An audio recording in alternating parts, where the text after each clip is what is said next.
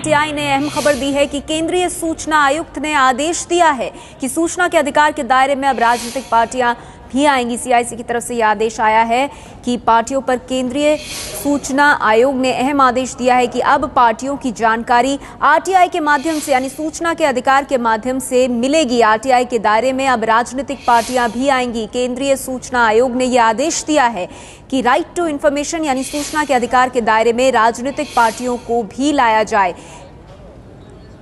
Congress BJP को सरकार से पैसा मिलता है। सीआईसी ने कहा कि पार्टियों को सरकार से जमीन मिलती है और पार्टियों की जानकारी अब आरटीआई से मिलेंगी। हमारे साथ इस वक्त जुड़ गए एबीपी न्यूज संवाददाता अंकित गुप्ता, उनसे बात करते हैं। अंकित, वो क्या वजह थी जिसकी वजह से सीआईसी की तरफ से ये आदेश दिया गया है कि राजनीतिक पार्टियां भी अब आरटीआई के दायरे में आए? नेहा, ये जो है मामला जो है तब से शुरू हुआ जब एक आरटीआई कार्यकर्ता सुभाष अग्रवाल, जो कि जो अलग अलग मामलों पर आरटीआई लगाते रहते हैं, उन्होंने कुछ पॉलिटिकल पार्टीज के पास में जब आरटीआई लगाई, उनसे जवाब मांगा कि उनके पास में जो पैसा आ रहा है वो कहां से आ रहा है, जो चुनाव में जो पैसा आता है वो कहां से आता है, तो पॉलिटिकल पार्टीज ने देने से इनकार कर दिया था। जिसके बाद में ये मामला सीआईसी पहुंचा, सेंट्रल इंफॉर्मेशन कमिश्नर के पास में। उस मामले पर सुनवाई चल रही थी। जब सुनवाई शुरू हुई तो जो सुभाष अग्रवाल का कहना था कि क्योंकि ये जो जितनी भी पॉलिटिकल पार्टीज हैं, ये इनके पास में जो है कहां से फंडिंग होती है, कहां से जो है इनके पास में पैसा आता है, जबकि इनको जो सरकारी कहां से मदद मिलती है, कितना पैसा मिलता है और उनके पास जो रिसोर्सेज होते हैं वो कहां से आते हैं, इन सब बारे में जानकारी आम जनता तक पहुंचनी चाहिए। लेकिन पॉलिटिकल पार्टीज ने देने से इनकार कर दिया। जिसके बाद में इस मामले की सुनवाई शुरू हुई सीआईसी के सामने और पॉलिटिकल पार्टीज का कहना था कि वो आरटीआई के दायरे में नहीं आती क्योंकि वो जो सरकारी संस्था नहीं है, वो सरकारी जो है दफ्तर की तरह काम नहीं करते हैं। और इस पर जो है काफी बहस भी हुई और जितनी भी पॉलिटिकल पार्टीज थी, यहाँ पर सीआईसी के सामने 6 पॉलिटिकल पार्टीज का जिक्र किया गया था। BJP, Congress, BSP, CPI, CPIM और एनसीपी, इन 6 पॉलिटिकल पार्टीज का मामला सीआईसी के सामने आया था और सभी ने यही कहा था कि वो जो है आरटीआई के दायरे में नहीं आते, लिहाजा उनको आरटीआई के दायरे में नहीं लाया जाना चाहिए। लेकिन आज जब जो सीआईसी का फैसला आया है, जो आदेश आया है, उसमें साफ तौर से लिखा है कि सभी पॉलिटिकल पार्टीज आरटीआई के दायरे में आती हैं।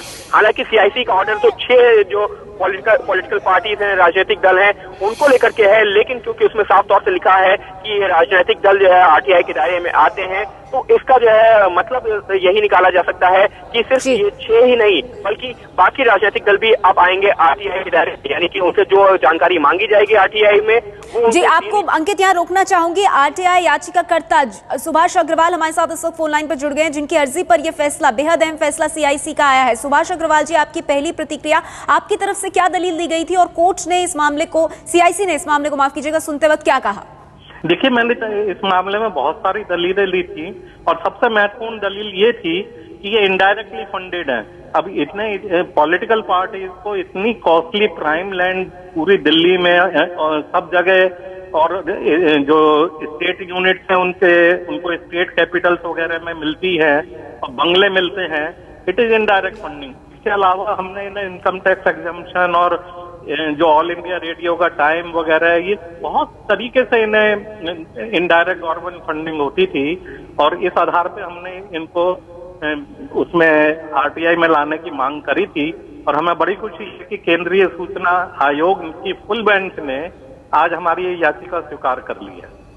सुभाष अग्रवाल जी, पॉलिटिकल पार्टीज अब इस दायरे में आ रही हैं, तो क्या कुछ जानकारियां राजनीतिक पार्टियों के बारे में अब आरटीआई के माध्यम से उजागर हो पाएंगी?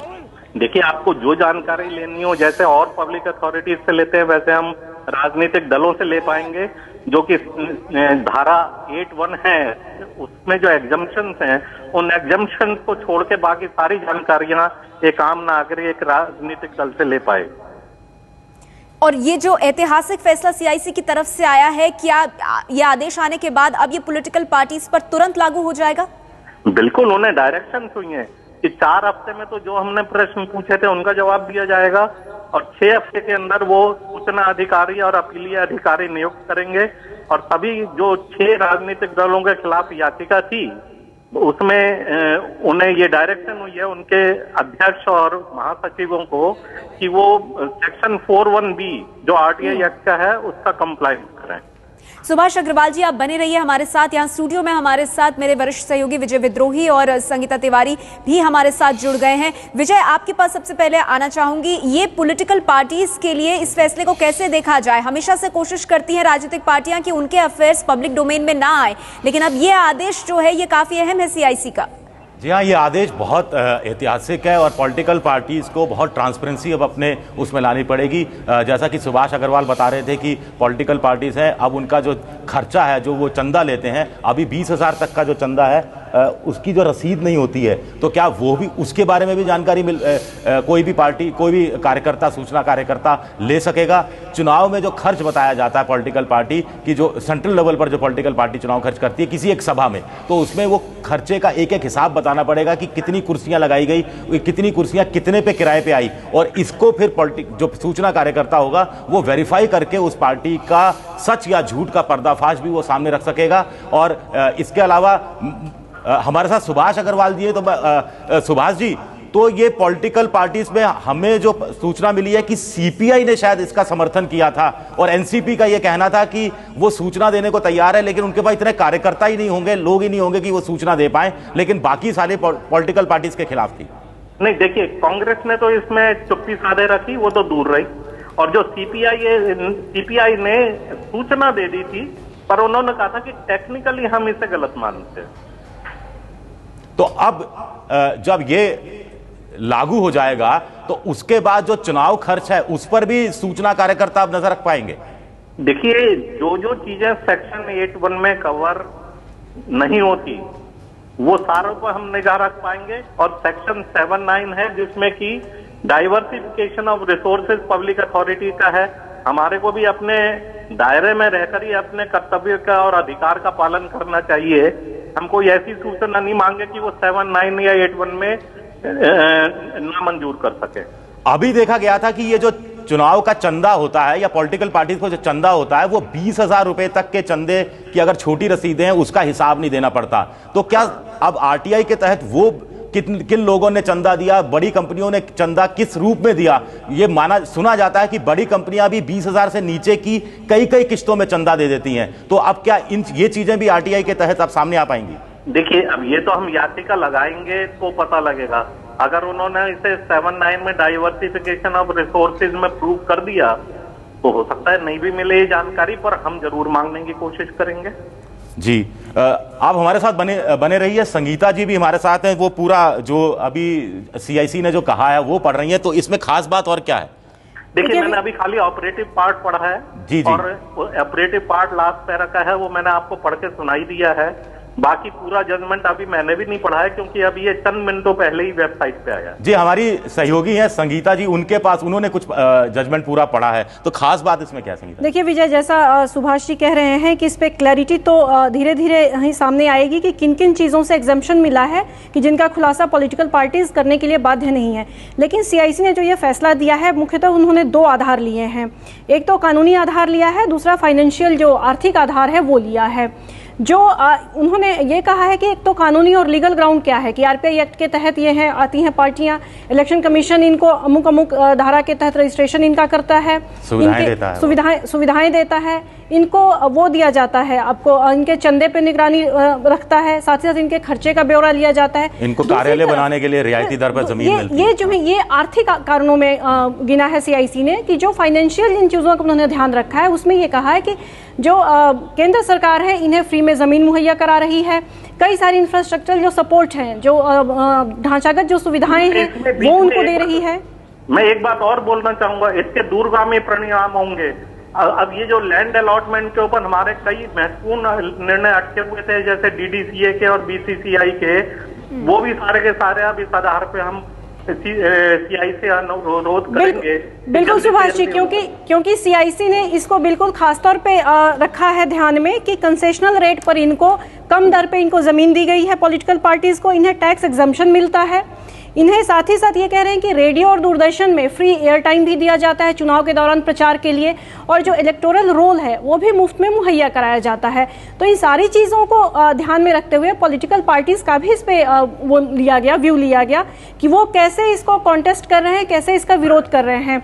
इसमें साफ तौर पे लिखा गया है कि कांग्रेस और बीजेपी ने तो सीधे ही नहीं माना। उनका कहना था कि वो आरटीआई एक्ट के दायरे में नहीं आते हैं। सीपीआई की ओर से डाइवर्सिव व्यू आया, यानी दो तरह का व्यू आया, लेकिन अंततः सीआईसी इस नतीजे पर पहुंचा है फुल बेंच कि ये पार्टियां, 6 जो राष्ट्रीय पार्टियां हैं, ये आरटीआई एक्ट के दायरे में आती हैं और इनसे जानकारी मांगने का पूरा अधिकार है जनता को, जो मांग सकती है। और 6 हफ्ते के अंदर इन्हें अपने सीपीआईओज नियुक्त करने हैं, जो कि तमाम जो आरटीआई एक्ट के तहत अगर कोई सूचना मांगी जाती है तो उसका जवाब दें। सुभाष जी, ये पॉलिटिकल पार्टियां क्यों नहीं चाहती थी कि इन्हें आरटीआई के तहत लाया जाए? ऐसा चंदे के अलावा और क्या बड़ा डर था? देखिए, अब ये डर तो आपको पता ही है कि आजकल का पॉलिटिकल सिस्टम कितना करप्ट हो चुका है, कितना प्रदूषित हो चुका है। तो अगर ट्रांसपेरेंसी हो जाएगी तो प्रदूषण सामने आ जाएगा। तो इसलिए उसको एक तरीके से उनके लिए निश्चित ही था। जी, सुभाष अग्रवाल जी, आप बने रहिए हमारे साथ। सीपीआई के नेता अतुल अंजान जी हमारे साथ फोन लाइन पर जुड़ गए हैं। अतुल अंजान जी, आपकी पहली प्रतिक्रिया सीआईसी का आदेश कि अब आरटीआई के तहत सभी पार्टियां आएंगी, आपकी पार्टी का हमेशा ये पक्ष रहा है कि आप इसके साथ हैं।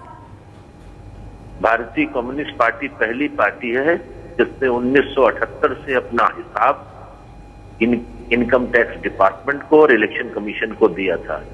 सुप्रीम कोर्ट में कॉमन कॉज के शौरी साहब ने एक पीआईएल दाखिल किया था। उस पीआईएल में सुप्रीम कोर्ट के सामने अपना जवाब देते हुए कहा, और उन्होंने सुप्रीम कोर्ट ने कहा भारत में एकमात्र पार्टी है भारतीय कम्युनिस्ट पार्टी जो 1978 से निरंतर, जब इसकी कोई प्रक्रिया भी नहीं थी, कोई सोच भी नहीं सकता था, तब से अपना हिसाब किताब चुनाव आयोग को भी देते हैं और इनकम टैक्स डिपार्टमेंट को भी देते हैं।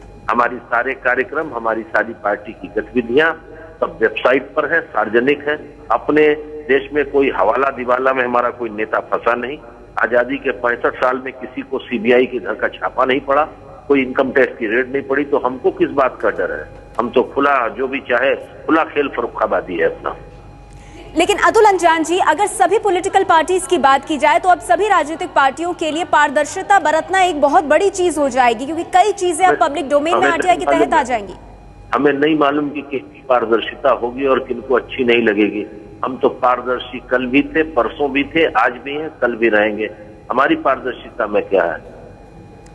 अतुल जी, आपको इसमें एक बड़ी चीज ये लगती है कि अब सारी पॉलिटिकल पार्टीज को, चंदे की बात तो अपनी जगह सही है, अब सारे पॉलिटिकल पार्टीज को जो मीटिंग होती है उस मिनट्स ऑफ द मीटिंग भी सार्वजनिक करनी पड़ेगी आरटीआई के तहत? अगर कोई सूचना मांगे या कोई एक नेता दूसरे नेता को लेकर जो खत लिख देता है, वो भी सार्वजनिक करना पड़ेगा अगर कोई आरटीआई के तहत सूचना मांगी गई तो? कोई जरूरी नहीं है, ये सब लंबी बातें हैं। जो पार्टी के प्रस्ताव है, पार्टी के कार्यक्रम है, वो सब हम लोग वेबसाइट पर डाल देते हैं। उतना और किसने खत लिखा और किसने नहीं लिखा, ये सब चर्चा बिना मतलब की है। और मैं ये समझता हूँ कि सबको पारदर्शी होना चाहिए। हमको भाई हम पहली पार्टी है, जब टाटा ने जब चुनाव में पैसे दिए चेक के द्वारा, तो हम उसको मना कर दिया। ना तो हम धन पशुओं से पैसा लेते हैं और ना हम उसके बारे में चिंतित होते हैं। हम अपनी पार्टी, अपने पार्टी के सदस्यों और हमदर्दों के सहयोग से